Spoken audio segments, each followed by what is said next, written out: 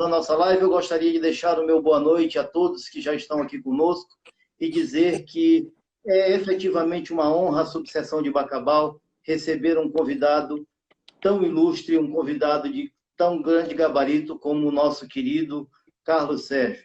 Já tivemos Carlos Sérgio Carvalho Barros, já tivemos a honra de trabalharmos em diversos locais desse estado, e inclusive aí na nossa querida Bacabal. Digo aí porque nesse momento estou aqui em São Luís, mas a OAB de Bacabal, a subseção, lhe recebe realmente de braços abertos. Então, para o seu boa noite, doutor Carlos Sérgio, fica aqui a nossa gratidão por ter aceito o nosso convite e esperamos ter uma boa noite de bate-papo. Então, seu boa noite, daqui a pouco eu passo a sua apresentação formal com o seu currículo resumido. Boa noite. Boa noite, Rogério. Realmente é um prazer para mim também. É uma satisfação estar participando dessa discussão não só com os advogados da OAB, da subseção de Bacabal, o que já me honraria muito, mas eu também, devido ao tema, ao assunto, eu tenho certeza que a classe política, pessoas interessadas também estão acompanhando. É uma satisfação enorme estar debatendo, discutindo, conversando com um colega, com a sua contribuição também de um advogado municipalista, eleitoralista, também com muitos anos, larga experiência nessa área. É uma satisfação, é um prazer, uma alegria estar aqui podendo debater com o doutor, colega, amigo, companheiro de muitos anos, e com os demais colegas que estão aí assistindo agora nesse momento. Então, evidentemente que para o mundo jurídico, o doutor Carlos Sérgio dispensa a apresentação, mas como ele bem colocou, nós temos aqui como convidados estudantes de Direito, já verifiquei aqui a Thalita, que é uma futura advogada, nós já temos aqui Samarone, temos várias pessoas aqui que não são advogados, né? Estamos vendo essa lista, já nosso querido Rogério Santos também, sempre presente aqui nas nossas lives, e é candidato a vereador, já foi vereador do município de Bacabal. Portanto, é uma live que chama a atenção, que atrai o interesse, como o doutor Carlos Sérgio colocou, de toda a comunidade. Então, para isso, gostaria então de fazer a apresentação formal de doutor Carlos Sérgio Carvalho Barros, advogado com especialização em Direito Eleitoral pela UniCeub, em Brasília, e, como já foi dito aqui, é um advogado eleitoralista, é um advogado municipalista e que tem larga experiência no direito eleitoral e muito terá que contribuir. Podemos confirmar que o Dr. Carlos Sérgio participou em 2018 da coordenação da defesa jurídica do governador Flávio Dino. Também foi conselheiro seccional da OAB, com quem tive a honra de participar de um mandato também como conselheiro e dividimos esse conselho durante um período. E hoje, o doutor Carlos Sérgio ainda responde pela Comissão de Prerrogativas e a Comissão de Direito Municipal, né? Sempre foi um batalhador pelo direito municipal, e os municipalistas, advogados municipalistas, sempre se socorrem do conhecimento deste advogado que passa a falar com vocês a partir de agora sobre direito eleitoral, com ênfase especificamente nas condutas vedadas nas eleições de 2020. Mas, doutor Carlos Sérgio, isso é um bate-papo informal, apesar de a gente ter um tema que foi divulgado durante as 2 últimas semanas, mas nesse bate-papo informal nós não poderíamos deixar de falar das alterações que o calendário eleitoral sofreu. É evidente que toda a população brasileira está necessitada de informações acerca dessa alteração. É fato que o adiamento das eleições para o 15 de novembro já foi aprovado, mas gostaria de saber do senhor o que essa alteração vai influenciar para candidatos e eleitores, para que a gente possa depois entrar no nosso tema propriamente dito.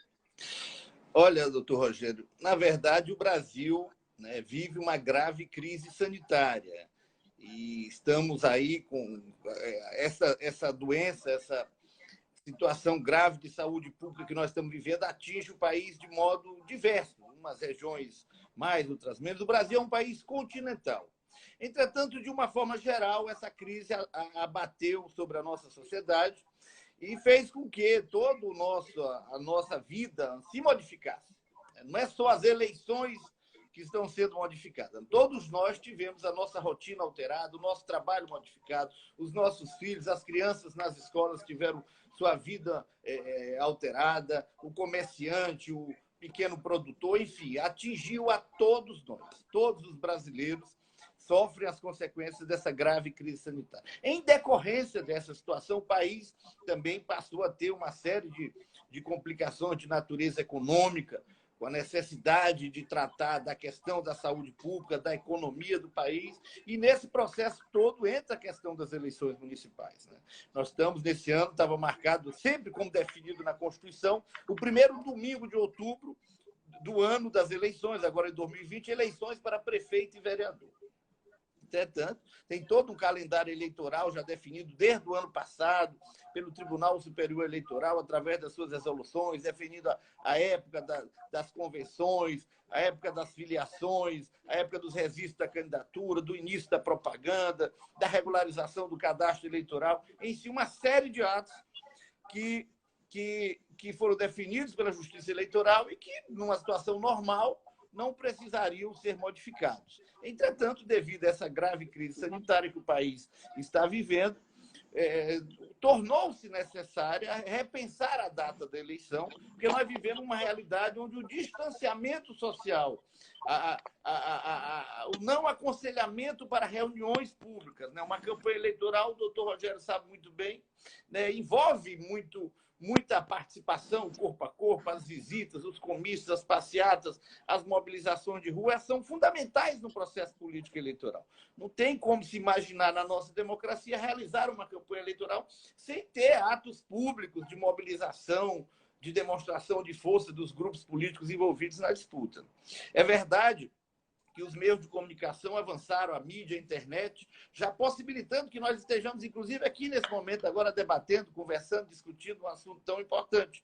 E isso também há de ser assimilado pelos candidatos, pelos partidos, né, para poder se comunicar com o eleitor. Né? Então, as redes sociais, a mídia, isso tudo é um novo elemento que, nessa crise que nós estamos vivendo, nessa situação de grave crise de saúde pública, nós estamos tendo que usar os outros mecanismos e avançar na forma de comunicação não tradicional. Mas é claro que isso foi algo brusco, algo recente, nós não estávamos de forma nenhuma preparados, ninguém no mundo talvez estivesse preparado para essa pandemia. Entretanto, ela ocorreu e nós temos que lidar com ela vivendo essa situação e procurando meios alternativos de nos preservarmos, de preservar a vida e a saúde, que é o principal, mas, ao mesmo tempo, realizar também os atos de campanha, os atos políticos, porque, afinal de contas, nós vivemos numa democracia e a nossa democracia tem que ser sempre fortalecida e o nosso processo político ele pode sofrer arranjos, mas jamais devemos deixar de participar da política. Afinal de contas, é através da política que a sociedade se transforma. Né? Muitos gostam dos políticos, outros não gostam do político, mas se a democracia não é o sistema perfeito, eu desconheço o sistema melhor. E nesse processo democrático, a eleição é algo fundamental, é algo vital, e por isso, para garantir, mesmo incorporando os recursos de mídia, que com certeza essa forma de comunicação ela será nessa eleição mais usada do que nunca. Mas mesmo assim, também prezando para que pudessem haver possibilidade mínima de reunião, de discussão, até mesmo com relação ao dia da votação, né? Porque o dia da votação não há ainda sistema que permita que o eleitor possa votar da sua casa. Né? Inclusive, já há discussões, inclusive aqui no Maranhão, um colega nosso, doutor Daniel Blum, já começa estudos acerca da possibilidade da votação através de certificado digital, então outros meios de participação, de você firmar ali o escrutínio, a sua vontade, o seu desejo, escolher o seu representante também através desse mecanismo. Mas essa não é uma realidade ainda. Então, diante desse contexto todo, dessa situação toda, houve por bem a Câmara dos Deputados, o Senado Federal, seguindo a orientação do Tribunal Superior Eleitoral, em adiar a data das eleições por 42 dias. Após ouvir especialistas, epidemiologistas, infectologistas, se chegou-se ao entendimento que é muito provável que nessa data 15 de novembro, que foi definida para o primeiro turno, nós já estaríamos aí sim realmente numa escala mais descendente, numa escala mais diminuta da incidência dessa grave crise que nós estamos vivendo, pelo menos na maior parte do país, e resolveu-se adiar para que se possa garantir, diante dessa crise, um mínimo de normalidade política democrática, com novas datas, com um pouco de adiamento, não só na data da eleição, e, consequentemente, o adiamento da data da eleição traz também o adiamento das datas das convenções, da data dos registros da candidatura e do início da propaganda eleitoral. Portanto, essa foi uma discussão que ocorreu, levou meses essa discussão, desde o começo da pandemia já se aventava a possibilidade de adiamento, mas aí nós tivemos, na semana passada, a aprovação de uma emenda constitucional alterando as datas da eleição para o dia 15 de novembro, primeiro turno, e dia 29 de novembro, em caso de eventual segundo turno. É isso aí, meu amigo Rogério. Para introduzir essas nossas colocações, acho que eu já estou falando demais, mas diga... Não, doutor, que é isso, claro. Veja bem, esse é um tema, o direito eleitoral em si é um tema muito efusivo.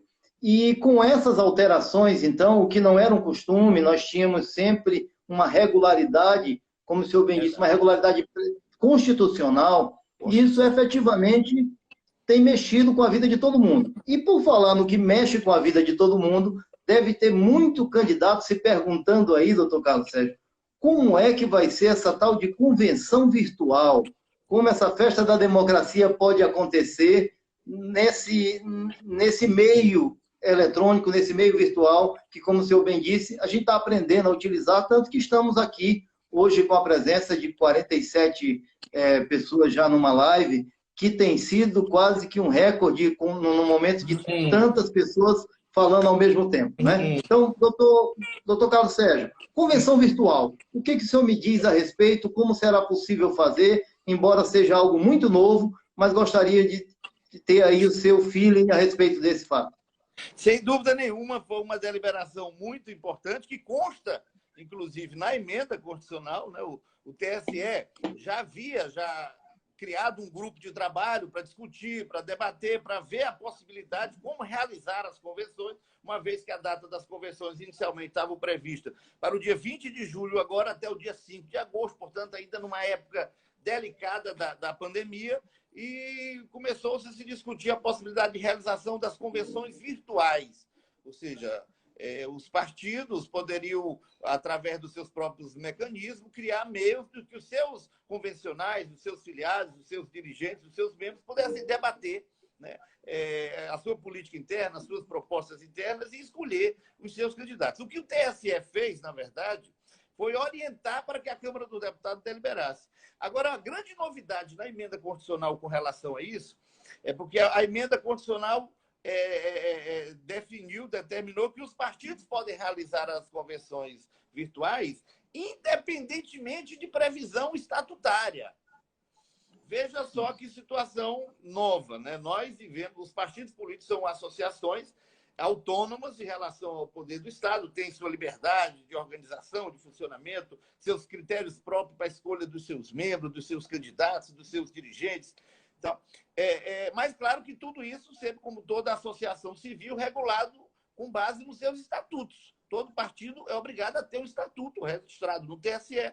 Esse estatuto regulamenta a vida partidária, o modo como são definidas suas diretrizes políticas, o modo como são escolhidos seus dirigentes, os seus candidatos, o modo como é dividido o fundo especial de financiamento das campanhas, os recursos do fundo partidário, tudo isso é discutido internamente dentro do partido conforme suas regras, que é o seu estatuto, o seu regimento interno e principalmente o seu estatuto.